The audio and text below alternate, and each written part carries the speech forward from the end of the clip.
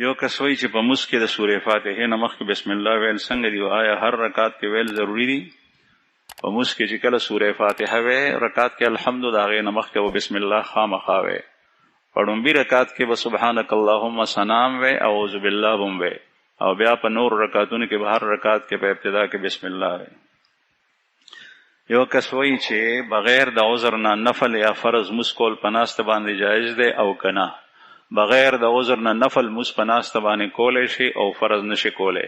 البته نفل مس هم چې بغیر د عذر نه په ناسته باندې کې نو نیم ثواب لیکلی کېږي، پوره نه. او فرض مس چې په ناسته وکړي نو د سره کېږي نه. دی وایي چې څنګه فرض مس کې قیام او رکوع سجده وغیره کول فرض دي، نو آیا په نفل مس کې هم دا فرض دي او په نفل کې هم فرض دي؟ خو دومره اجازت د نص نه ثابت دی چې نفل کې قیام که نه کې په ناستې باندې کې نو کولی شي، قیام کې اجازت شته. یو کس وایي چې پراپرټۍ والا د خلکو نه په کرایه باندې خلکو ته کور ورکوي، نو چې څومره کرایه وي نو دومره کمیشن اخلي. دا کمیشن اخیستل جایز دي که نه؟ که چېرې پراپرټۍ والا ستا د منډې په ځای باندې تا دپاره هغه منډه وایي او ته د کرایې کور نشه پیدا کولی او هغه تا ته پیدا کو، تا نه د هغې اجرت اخلي کمیشن، نو جایز دي. لیکن که چېرې بل څه خاص طریقه وي دی کې تا کیفیت او تفصیل نه دی لیکلی، که دغه یې واغېشتې نو ټیک شوه. مثلا هغه وایي زه درته کور په کرایه در کوم خو 10,000 روپۍ ما ته راکړه، او که نه هره میاشت دی تا نه پیسې غواړي نو دا نه ده جایز.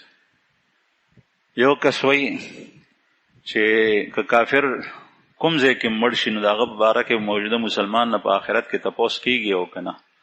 مسلمان نه به د دې خبرې تپوس کېږي چې د کوم ځای پورې رسایي کېده، د ته موقع په لاس ورغلی وه، کافر ته دعوت ورکولی شو او هغه ته د دې نه مخکې دین نو رسېدلی، نو بیا به دې تپوس کېږي چې تا دې کافر ته دین ولې نو رسولی، دعوت دې ولې نو ورکړی. که هغه ته مخکې نه دین رسېدلی او یا دې هغه ځای ته رسېدی نه شو نو د هغه په باره کې به ده نه تپوس نه کېږي. او دا خبره چې کافر جهنم ته ولاړو د دې په باره کې مسلمان نه تپوس نه کېږي.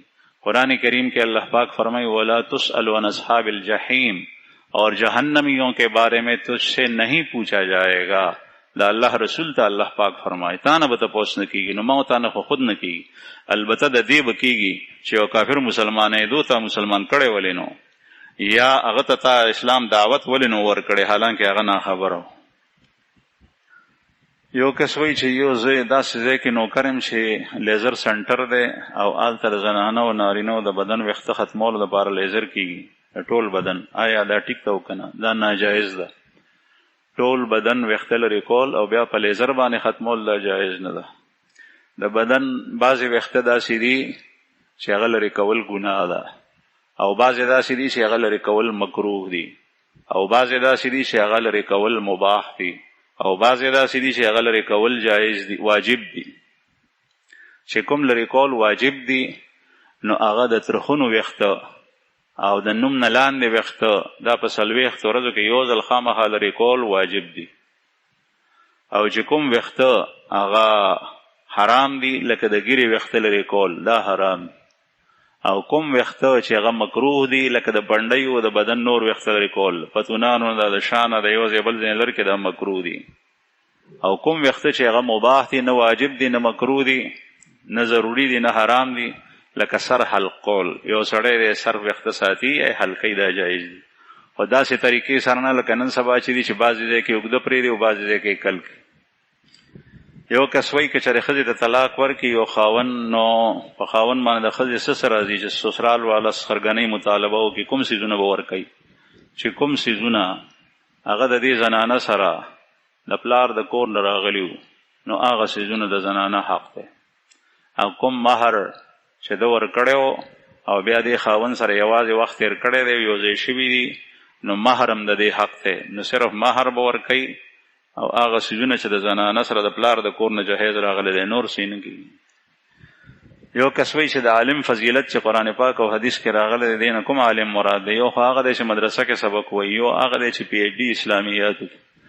عالم نه مراد هغه دی چې هغه د قرآن پاک علم، د احادیثو علم او د فقه علم حاصل کړي، که هغه هر ځای کې چې وي، مدرسه کې وي یا ځان ته درس کې وي.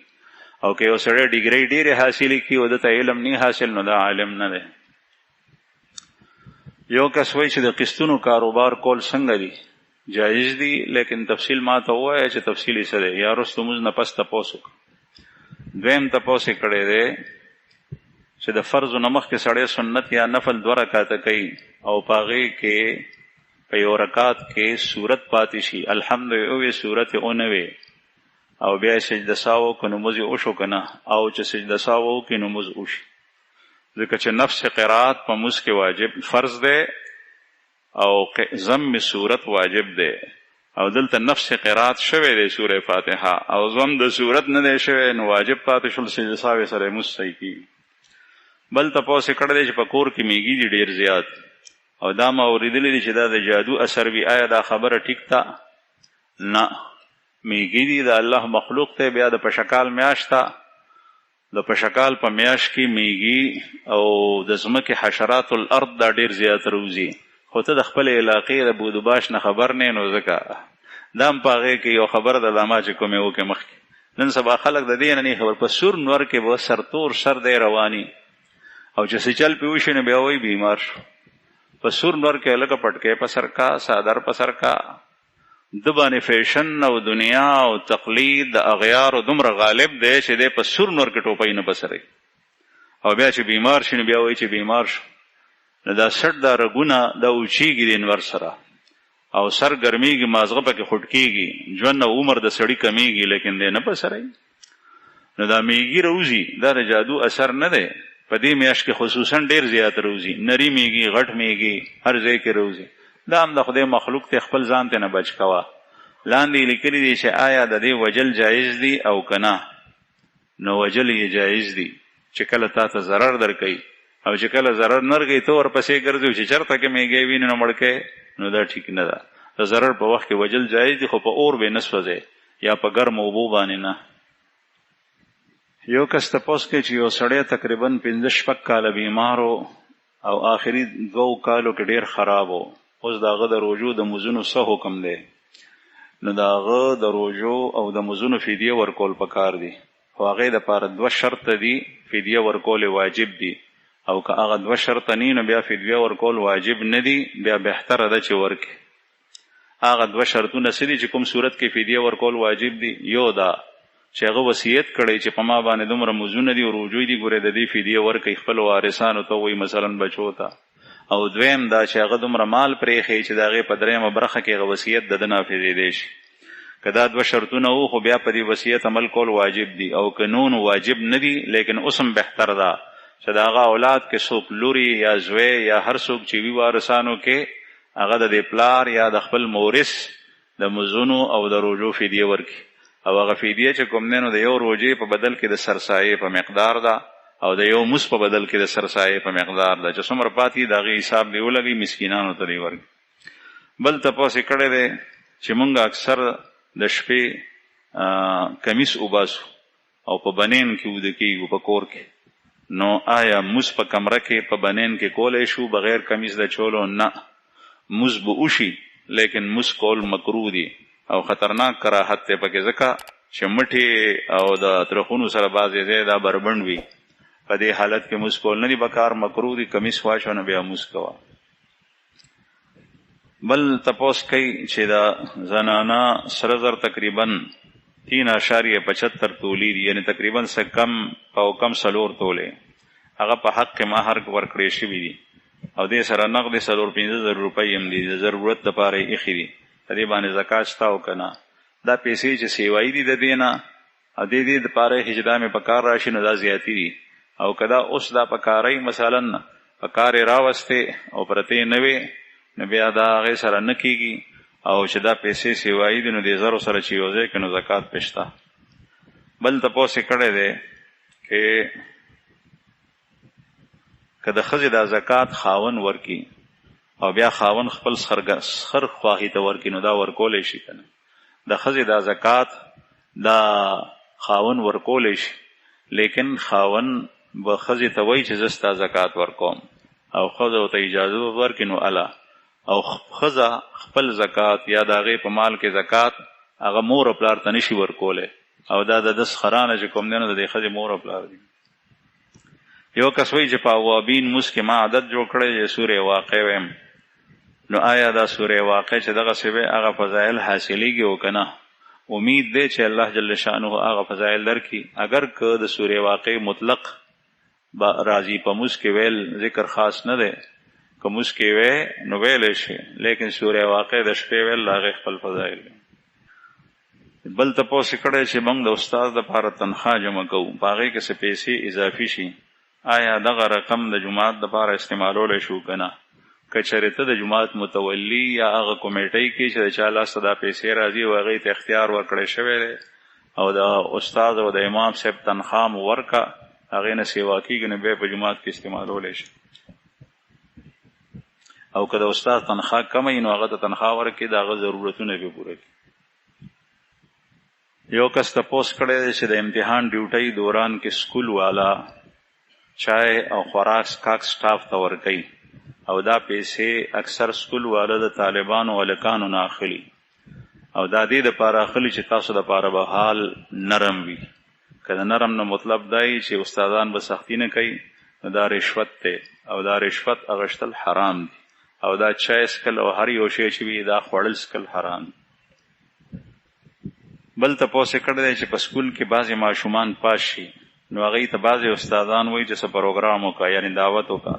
آیا د ماشوم نه د داسې پروګرام مطالبه کول دا جایز دي که نه؟ جبر پې نشي کولی، که هغه په خپله خوشحالۍ کوي، د پاس کېدو په خوشحالۍ کې نو خوړلی جایز دي. بل تپوس یې کړی دی چې اکثر موږ اورو چې دا ملکي حالات او دا مهنګایي زموږ د اعمالو په وجه ده. ذهن کې دا اشکال دی چې یورپ والا خو اعمال زموږ نه زیات خراب دي، نو بیا دا ولې؟ د هغه فطرت جدا دی او ستا فطرت جدا دی. ته مسلمان یې او هغه کافر دی.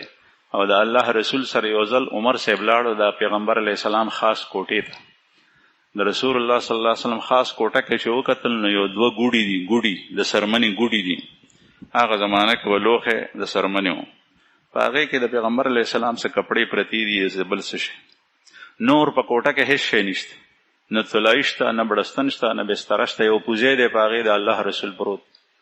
حضرت عمر صاحب وایي چې یا رسول الله ته د الله رسول او ته څومره افضل او د دنیا کافر، هغوی کافر دي، دین او مذهب د هغوی باطل دی، د الله دشمنان دي، هغوی څومره په مزو کې دي او ته څنګه په تکلیف کې؟ رسول الله صلی الله علیه وسلم ورته پروت و او بیا کېناست او مخ مبارک متغیر شو، لکه سخت انداز سره عمر صاحب ته وایي چې عمر ته اوسه پورې لا په شک کې دا سیزونه خو هغوی ته الله جل شانه دنیا کې ورکړي دي، او دنیا لغونې ژوند دی، دا ختم دی، او موږ ته آخرت دپاره سنبال کړي دي. په آخرت کې بیا د هغوی دپاره ټول عذاب او تکلیفونه دي. دا د هغه چا سوچ دی چې څوک وایي چې ژوند خو د دنیا دی، او که دنیا نر هغه دی چې دنیا یې وګټله او دنیا کې دی رټولو نه مخکې، او که دنیا کې دی خوار شو پاتې شو نو د رټول نه ذلیل. دا سوچ انتهایی خراب. د فطرت د مسلمان یو دی، د کافر بل دی. د هغه دپاره دا څیزونه دي او هغه هم د مسلمان د برکته خوري، مسلمان ته هم کله خدای پاک ورکړي. یو کس وایي چې د ګیرې د اوږدېدو څه خاص طریقه شته دی چې هغې سره ګیره اوږده شي. زه حکیم هم نیم او ډاکټر هم نیم، او دا مسله نه ده، بلکې دا شانه تپوس وکړه. بل دا ده چې ځان ته لانجه ولې جوړې چې ګیره دې لنډه خدای پیدا کړي، نو دغسې ښه ده، په دې باندې ته مکلف نه یې چې هغه اوږده کړي. که هغه یو بند دومره یې اوږدېږي نه نو ټیک ده، او چې کله اوږده شوه نو اوږده د موټي نه سیوا اغشتی شي، موټي عمره پرېښولي. بل تپوس یې کړی دی چې کله جنازه وځي نو یو دوه کسان د جنازې نه مخکې را روان وي او دا وایي کلمه شهادت، نو چې کوم کسان شاته هغوی جواب ورکوي چې اشهد ان لا اله الا الله. دا عمل کول څنګه دي؟ د دې ثبوت د رسول الله صلی الله علیه وسلم په شریعت کې چرته نشته. البته که یو سړی قرآن پاک تلاوت وکړي او 2 رکعاته لمونځ وکړي او دې مړي پسې وبخي، نو دا اجر ثواب ورکوي، دا ورته رسي. او یا څه وخت سړی مري نو د آخري لمحات دي او د هوش او حواس کار کوي، نو تلقین د شهادت هغه وخت کې شته. هغه دا دی چې مړي سره ناس کسان به وایي لا اله الا الله، لا اله الا الله، محمد رسول الله، یا اشهد ان لا اله الا الله، اشهد ان محمد رسول الله، دا به وایي. نو کېدای شي د مړي په خوله باندې هم دا جاري شي، او چې کله د مړي په خوله دا جاري شول او سای ورکه، نو د الله د رسول هغه حدیث مصداق جوړ شو، من کان آخر کلامه لا اله الا الله دخل الجنه. دا شته دی، او چې کله مړ شو د هغې نه پس بیا دا نشته. یو کس وایي چې ما ته یو عالم صاحب ویلو چې کله د جمع مسکه او 2 رکعات شوي او په هغه کې امام صاحب غلط شي او په هغه باندې سجده سهو واجب شي، نو چې کله په آخر کې امام صاحب سلام ګرځي د سجده سهو، نو ته به سره سلام نه ګرځي، او چې کله هغه سجده وکړي او په آخر کې امام دواړه سلام وګرځي، نو ته به پاسې خپل موضوع پوره کړې. آیا دا مسله ټیک ده؟ او دغه سی ټیک ده چې کله ته مسبوق یې، تا نه یو رکعت 2 رکعات پاتې دي او امام د سجده سهو سلام ګرځي، تا ته به پته نه چې دا سجده سهو دپاره دی او که اصل دی. نو که د مونځ د ختمولو سلام یې بیا هم سره ته نه ګرځې، او که سجده سهو بیا هم نه، ځکه چې په تا مونځ پاتې دی، نو امام به سلام وګرځوي، ته به نه ګرځې. او چې کله امام سجدې ته لاړو، نو ته به پوه شې چې دا سجده سهو کوي، نو سجده سهو به ورسره کوې. او چې سجده سهو یې وکړو، د هغې نه پس بیا تحیات شروع شو، نو بیا به امام سره بیا دوباره تحیات شروع. او چې کله هغه سلام وګرځوي، نو ته به بیا پاسې او خپل مونځ به پوره کړي.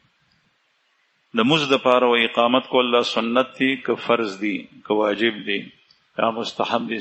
اقامت کول سنت دي، لکه څنګه چې اذان سنت دي، او دا داسې سنت دي چې دا د دین شاعر دي، دا پرېښول نه دي پکار. یو کس وایي چې زما نیکه خپل 2 زامنو ته په خپل ژوند کې جایداد ورکو او خپل لور ته یعنې زما مور ته حصه ورنکړه، آیا زه اوس د خپل ماما نه یعنې د نیکه د زامنو نه هغه حصه د مور اخیستی شم؟ یو ماما مې ژوندی دی او بل وفات شوی دی او زما نیکه هم وفات شوی دی. که چېرې ستا نیکه دغه جایداد او دغه مال له خپلو زامنو ته قبضه کې ورکړی او د هغې اختیار ته را داخل شوی، نو دا هدیه ده. او چې کله هغې مالکان شول، نو اوس ته د مور حصه د هغې نه نشي اخیستی. باقي ستا نیکه زیاتی کړی دی چې هغه خپلې لور ته برخه نه ده ورکړي او خپلو زامنو ته یې ورکړي ده، لیکن چې کله یې ورکه، نو هغې د هغې مالکان وګرځېدل. که چېرې اختیار یې نو ورکړی، قبضه کې نو ورکړي، د نیکه په ملکیت باندې تر اوسه پورې پاتې وه، نو صرف کاغذ لیکل، سټام لیکل او وینا کول، په هغې سره د هغې ملکیت ته نه ځي، هغې کې د مور حصه شته. یو کس وایي چې زما د زوی نوم ارحم دی، د دې معنا ښه ده او که نه؟ خلک وایي چې دا نوم مه کېده، دا نوم کېښول جایز دي، معنا یې ټیک ده. ارحم صیغه د اسم تفضیل ده او معنا یې دا د ډېر مهربانۍ والا کس.